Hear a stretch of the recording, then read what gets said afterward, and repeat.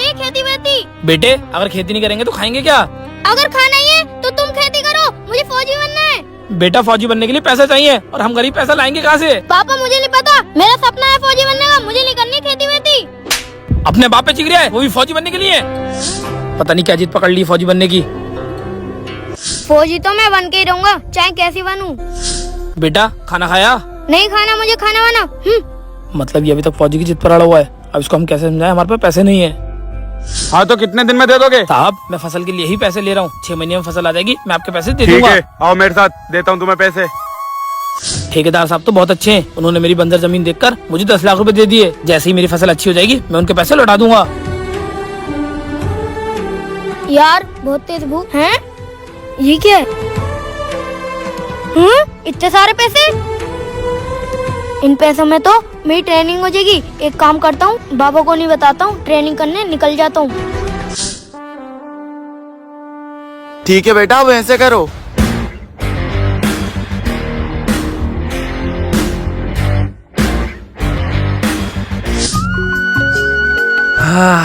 आज हुई बात है मेरे गांव में, वहाँ आम का पेड़ और यहाँ मेरा घर। बाबा बाबा कहाँ गए बाबा? आप कौन? मेरा बाबा कहाँ है? सर आपके बाबा, क्या नाम है आपके बाबा का? अमित चंद्रवंशी। अमित चंद्रवंशी? वो तो मेरे कर्जदार थे। कर्जदार? लेकिन वो गए कहाँ? वो हैं।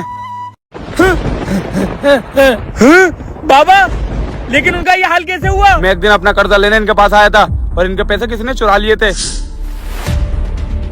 साहब आप पैसे कब को देगा मेरे? 6 महीने का वादा करा था, 1.5 साल हो गया आज। साहब जो आपने पैसे दिए थे वो गायब हो गए और उस दिन से मेरा बेटा भी नहीं मिल रहा है। जब पैसे नहीं थे तो मैं खेती कैसे करता, इसलिए मैं आपके पैसे नहीं दे पाया। तू पैसे देगा, तेरा बाप भी देगा, और अगर मुझे पैसे नहीं मिले तो तेरी ये जमीन और तेरी झोपड़ी सब मैं रख लूंगा।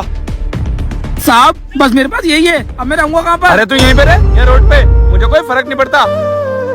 और फिर उनको ऐसा सदमा लगा कि वो पागल हो गए और आज तक वो पागल ही हैं। बाबा बाबा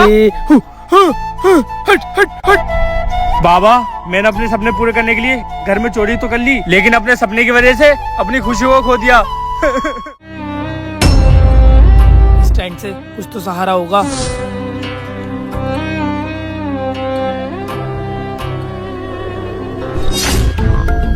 मेरी जगह पे यहाँ इतनी झोपड़ी किसने बना दी? यहाँ झोपड़ी बनानी थी, परमिशन किसने दी? साहब ये झोपड़ी हम परमिशन से बनवा रहे हैं। यहाँ पर एक आदमी खड़ा था, उससे हमने परमिशन ली थी। कौन था वो आदमी? साहब मुझे क्यों मार रहे हैं? मैंने तो उससे पूछ के यहाँ झोपड़ी बनाई थी।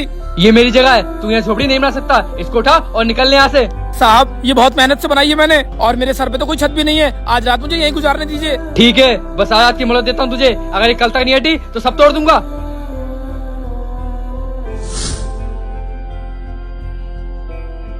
जवानों, बारिश बहुत तेज हो रही है, चलो उस झोपड़ी में छुप जाते हैं।